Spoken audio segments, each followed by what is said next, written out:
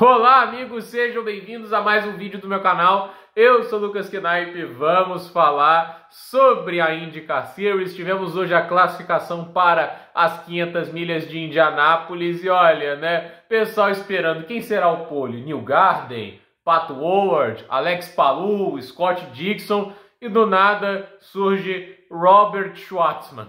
Robert Shwartzman, ex-piloto de Fórmula 2, que já foi companheiro do Mick Schumacher e do Oscar Piastri, viu os dois serem campeões com o mesmo equipamento, sendo que o favoritismo estava em cima dele. Piloto russo, que agora corre pela bandeira de Israel para não ser sancionado, né? Tem dupla cidadania.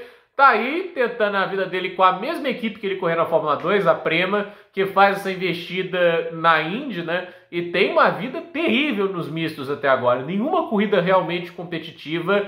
Chega no oval e eles conseguem fazer o carro da pole. Assim, como explicar, né? Mas é a mágica do esporte. É por isso que o esporte é maravilhoso. É aquela arte do imprevisível, né? Tem muitas histórias novas, assim, que você vê, né? Tipo, como é que você vai imaginar um negócio desse acontecendo? E essa é a graça, né? A 109ª edição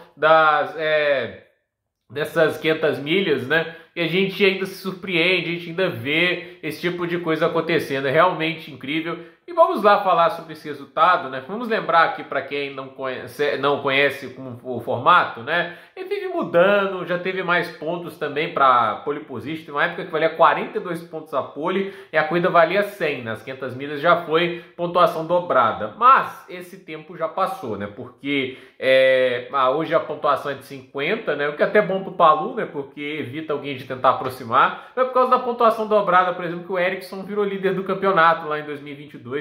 A gente sabia, eu sabia, a mãe do Ericsson sabia que ele não ia sustentar aquela vantagem, porque não era piloto para parar o Will Power, o Alex Palou e o pessoal todo, né? Tanto é que ele terminou o campeonato em quinto. E assim, a gente tem um formato que assim, ontem foi definidas as posições de largada do 30º até o 13º, né? Todos vão fazer suas tentativas, os 30 primeiros classificam para a corrida, os que ficaram abaixo do 30º vão para o Bump Day, e aí é aquele negócio, teve 4 carros ali participando do Bump Day, então um ia ficar fora, os outros 3 iam se classificar, e ficou fora da prova o Jacob Abel, né? E assim, né, a volta dele, né, a média toda foi de 226 milhas, que é muito baixo, né? O Rinus VeeKay, que há pouco tempo atrás tinha sido P2, com carros muito similares, mesmo regulamento desse, 226.9. Dizem até que estava com problemas no motor híbrido, mas conseguiu a classificação. Marcus Armstrong larga em 32º, 229.0. O Marco Andretti foi lá e fez 229.7, né? Tipo, lembrando que ontem o desespero do Marco Andretti ia tentar mais uma tentativa lá no finalzinho para conseguir a vaga, mas não teve tempo, né? E no final ali tá na corrida, mas 31º lugar, Marco Andretti, que foi o mais próximo da família Andretti de conseguir a vitória após o Mário, né? Que é o único da família que ganhou uma vez apenas.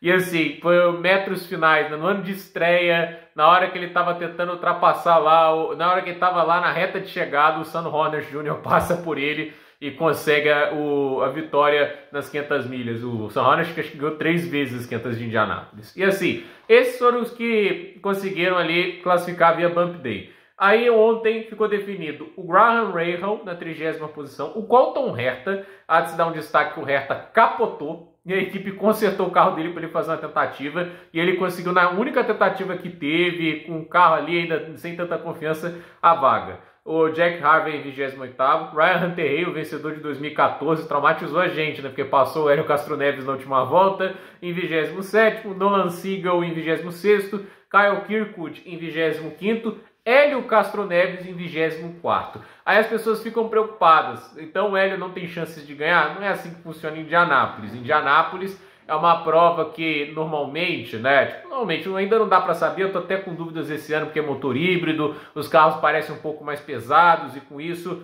pode haver uma mudança da dinâmica da corrida na hora de você ter tipo corrida de matilha. Ano passado foi corrida de matilha. O que acontece? O carro da frente não abria vantagem para o carro de trás. A Indianápolis não é aquele oval tipo Fontana, que infelizmente foi destruído, Michigan, que, por exemplo, Talladega e Daytona são exemplos até melhores, né? Que você faz tudo de pé embaixo sem nenhum tipo de problema. Talladega e Daytona, inclusive a NASCAR, que aqueles carros super pesados conseguem fazer de pé embaixo. Então, é aquele negócio, você consegue fazer de pé embaixo e mesmo na turbulência do carro da frente, né? O que acontece? O vácuo vai te puxando, você passa, mas quem assume a liderança fica com toda a resistência do ar. Quem está vindo atrás tem esse vácuo para ajudar e no final das contas, né? A gente vê assim que o Hélio Castro Neves, se tiver com um bom carro para corrida, ele pode fazer o progresso. Ele estava super feliz no meio da semana, porque o carro estava bom, tinha feito boas voltas, mas na classificação não se encontrou, né? Até porque graus ali de temperatura podem fazer diferença do cara estar em 24º, estar lá em primeiro. Mas está classificado legal, vai ser o único representante brasileiro nessa temporada, né? Porque o Tony Kanaan, ele tá acho que até de reserva, né? Caso o Kyle Larson não corra, porque o Kyle Larson ele corre a Indy 500 e depois vai correr a corrida da NASCAR que acontece em Indianápolis no mesmo dia. Então, vamos ver, né? Mas de qualquer maneira, Hélio Castro Neves em 24º, já teve gente que largou mais atrás e ganhou. Se o carro tiver bom para corrida, ele pode ir progredindo no grid. Eu me lembro no ano que ele ganhou, o Will Power esteve no Bump Day, o Will Power acho que largou em 32º. Chegou o momento da prova, antes dele rodar estupidamente no box na última parada, ele estava em 7º. Ele estava, inclusive, andando rápido pra caramba, né? Então, assim, é aquele negócio, né? Pode ser que o cara tenha um grande carro para corrida. Ser um bom carro para classificação é diferente de ser um grande carro para corrida, né? Callum Aylott em 23º, a Prema também classificou ele sem problema. Lewis Foster em 22º, Kyle Larson na NASCAR em 21º, né? Lembro que o Kurt Busch já tinha feito uma tentativa nas 500 milhas também, foi até bem, acho que em 2013, ou não sei se foi 14, foi um desses 2 anos. Christian Rasmussen em 20º, Stingray Bob em 19º, Devlin De Francesco em 18º, Santino Ferrucci em 17º, Ed Carpenter em 16º, Keith Simpson em 15º, Alexander Rossi, o vencedor da 100ª edição das 500 milhas de Indianápolis em 2015, é o 14º, o Conor Daly é o 13º, o Will Power larga na 12ª posição, Neil Garden em 11º, McLaughlin em 10º. Fila da Penske, assim, a Penske foi pro Fast 12, mas né, é o que eles conseguiram, foi o melhor que eles tiveram e realmente assim, o Will Power em ovais, né, apesar de já ter vitórias em pouco no Texas, Fontana, Indianápolis, ganhou em 2018, né, e não é aquele assim, dos 3, assim, é o que traz menos confiança provável, se bem que ano passado acho que chegou até a ganhar em Milwaukee, mas também foi muito má sorte, né. Eu não sei, né? O Will Power, eu não consigo confiar nele 100% quando se trata de circuitos ovais ainda, né? É um piloto que em misto é o que eu mais confio desses da Penske, mas nos ovais, né? Tanto é que ano passado ele é o único que estava andando mal e bateu, né? Tipo, se ele tivesse concluído aquela corrida das 500 milhas, mesmo que fosse para ser 10º e tudo isso, ele teria marcado pontos que o colocaria numa situação melhor contra o Palou na luta pelo título, porque ele foi a única ameaça ao espanhol. Marcus Ericsson em 9º, né? O Ericsson gosta de Indianápolis, foi uma tiriça no campeonato, mas chega em Indianápolis e o cidadão acorda, quase ganhou 2 vezes, né? O torcedor da Fórmula 1 tem a dor, né, do Marcus Ericsson, depois de toda a história com o Nasser, ele ter vencido as 500 milhas.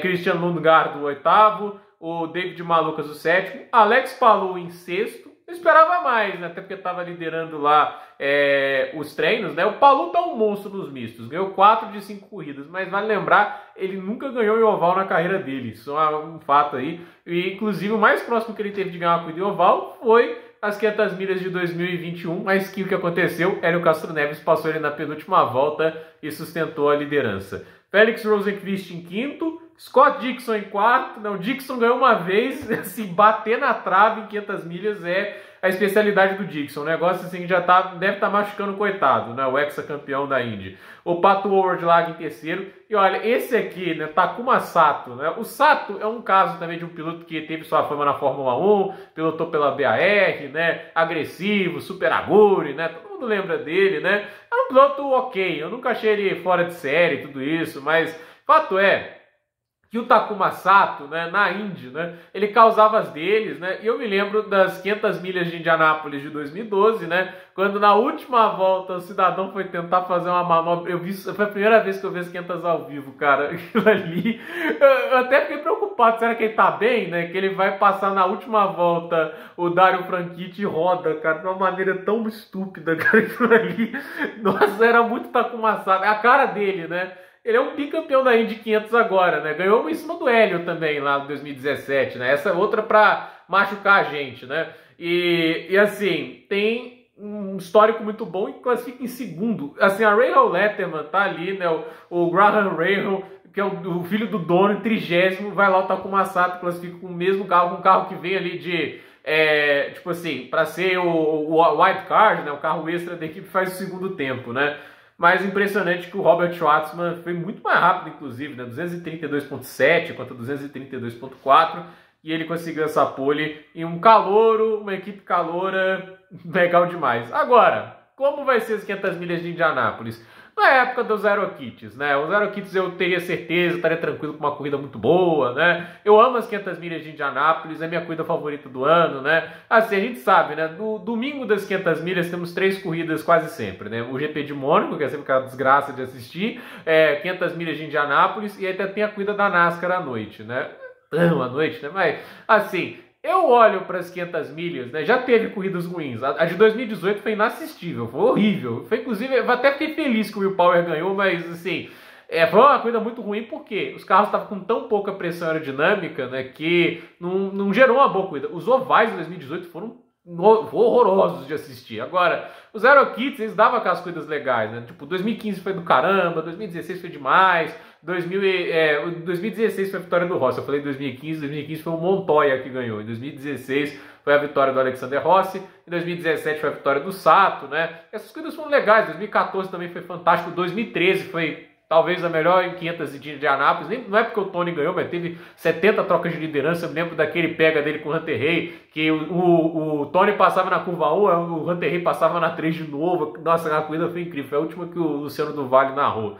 Mas assim, nos últimos anos, até que está rendendo boas corridas. As últimas duas foram muito legais, né? Mas não é sempre garantir. Quando chegou o Aeroscreen, a primeira corrida não foi boa. Tipo, ela teve um pouco mais de disputa, não foi a desgraça que foi a de 2018, mas não foi legal. Essa é a questão. 2018, assim, quem tinha um bom ajuste abria vantagem para os outros pilotos. Isso é uma coisa que era muito inédita nas 500 milhas. O legal das 500 milhas é a imprevisibilidade. O cara pode vir lá de trás e ganhar. Então, assim, não é uma corrida que você consegue prever o que vai acontecer. 200 voltas de muita alternância e movimentação.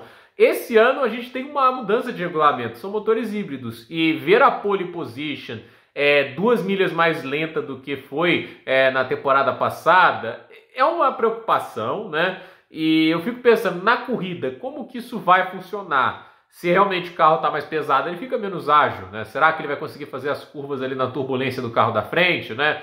Isso é uma dúvida, porque esses carros têm menos pressão aerodinâmica do que os Aerokits e os carros que a gente tinha de 2017 para trás, né? Então essa é a dúvida, né? Será que teremos uma corrida de 500 milhas boa, né? Eu espero que sim. Eu acho difícil ser ruim, mas a verdade é que, assim, não é uma corrida que eu consigo garantir que vai ser aquele belíssimo corrida de matilha, pack racing que a gente já teve em vários dos últimos anos, né? Mas é o que torna o pack racing é o que torna as 500 milhas legal, né?